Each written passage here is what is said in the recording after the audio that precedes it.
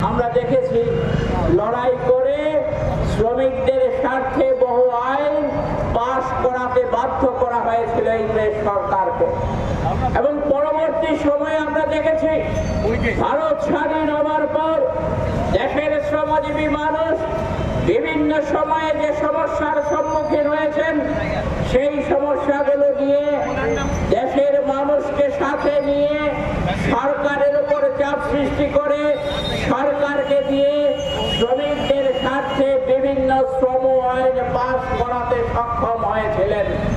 কিন্তু আজকে আমাদের দেশের মোদী সরকার সম্পূর্ণরূপে আমাদের দেশের আদানি আম্বানি সহ টাটা বিড়লা এরকম 100 পরিবারের স্বার্থ দেখা ছাড়া কেন্দ্রের মোদী সরকারের আর কোনো কাজ নেই।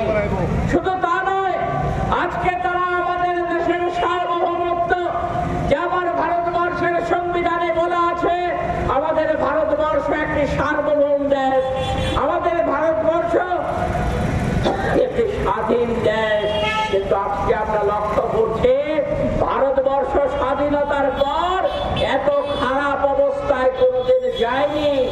আজকে মার্কিন যুক্তরাষ্ট্রের ট্রাম্প বলে দেন কতদিন ভারতবর্ষ পাকিস্তানের উপর বোমা ফেলবে আর কবে পাকিস্তানের উপর ভারতবর্ষ বোমা ফেলা বন্ধ করবে। ট্রাম্প